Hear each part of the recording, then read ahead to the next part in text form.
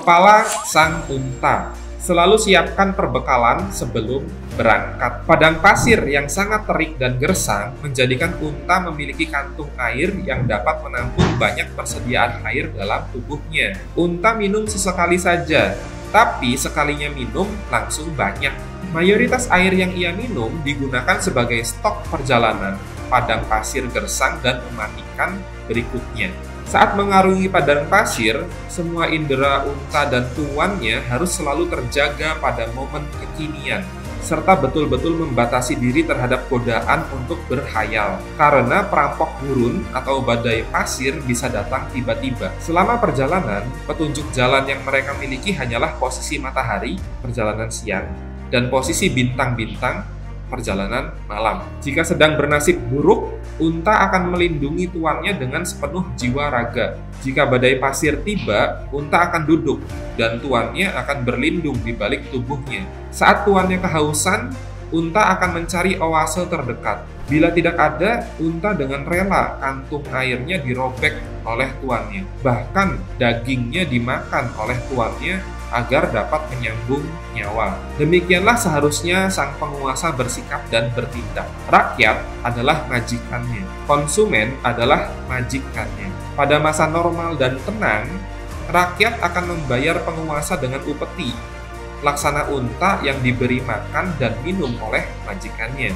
Sebagai gantinya, pada masa sulit, penguasa akan ada di garis depan dan tak segan-segan berkorban untuk melindungi rakyatnya dari kehancuran akibat perbuatan rakyat itu sendiri atau serangan musuh. Semua orang punya kesulitan masing-masing. Tidak ada satupun di dunia ini yang terbebas dari kesulitan. Namun demikian, sang raja tetap berkewajiban menanggung penderitaan rakyat saat terjadi kekurangan. Dengan demikian, rakyat akan menyadari kesungguhan hati sang raja dan bahu-membahu mendukung cita-cita negara. Ini adalah hukum alam bagi mereka, pemimpin dan rakyatnya, yang mengharapkan kemakmuran jangka panjang. Pelanggaran atas hukum alam ini sampai pada titik tertentu akan berakibat dicabutnya kekuasaan yang mereka miliki. Hendaknya pada masa jaya jangan berfoya-foya dan berbalas-balasan, karena masa jaya adalah kesempatan yang diberikan Allah untuk mempersiapkan diri menghadapi cobaan berikutnya. Jika suatu saat kita berhadapan dengan kondisi di mana maju salah, mundur salah, bahkan diam juga salah, maka sebaiknya kita memilih diam dan mengamati. Gunakan setiap kesusahan untuk menempa diri, bukan untuk mengumpat atau berlindung dengan dusta. Tahukah Anda apa hal yang paling menakutkan dalam mengejar cita-cita? Kegagalan? Bukan, ketidakpastian. Hal yang lebih menakutkan dari kegagalan adalah ketidakpastian. Secara bawah sadar, orang-orang lebih takut dengan ketidakpastian daripada kegagalan. Tidak heran, banyak orang yang tidak mau bertindak bila yang sedang dihadapinya adalah ketidakpastian. Agar dapat sukses melalui ketidakpastian yang pasti kita alami, kita perlu amunisi dan sikap mental untuk kuat bertahan dalam waktu yang lama. Tidak semua orang memiliki kemampuan daya tahan tersebut, hanya beberapa orang terpilih yang memilikinya.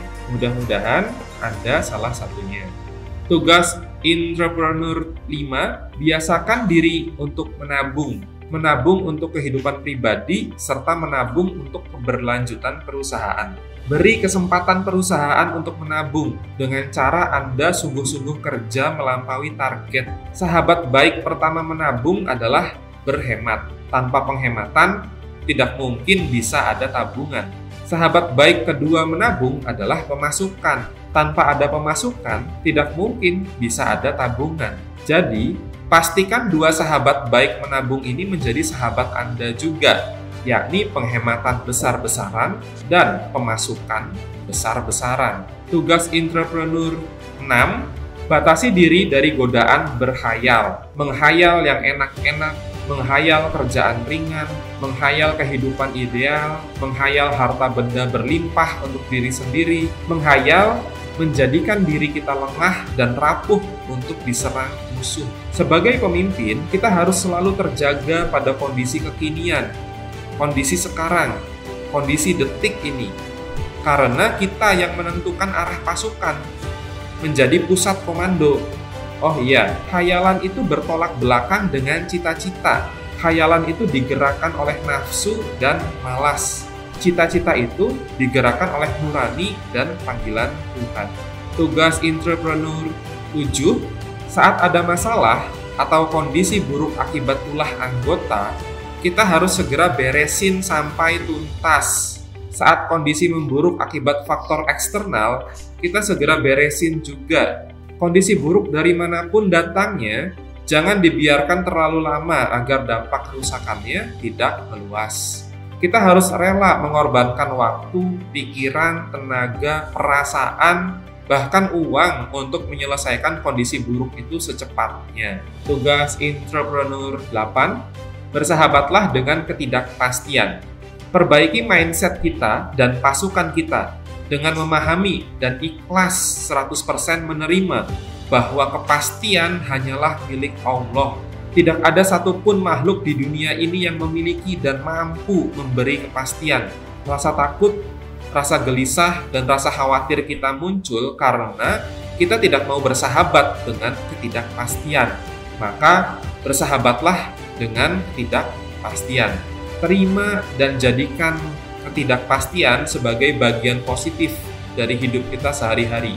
Kemudian, bertawakallah sepenuh-penuhnya tawakal kepada Allah setelah kita berikhtiar sepenuh-penuhnya ikhtiar.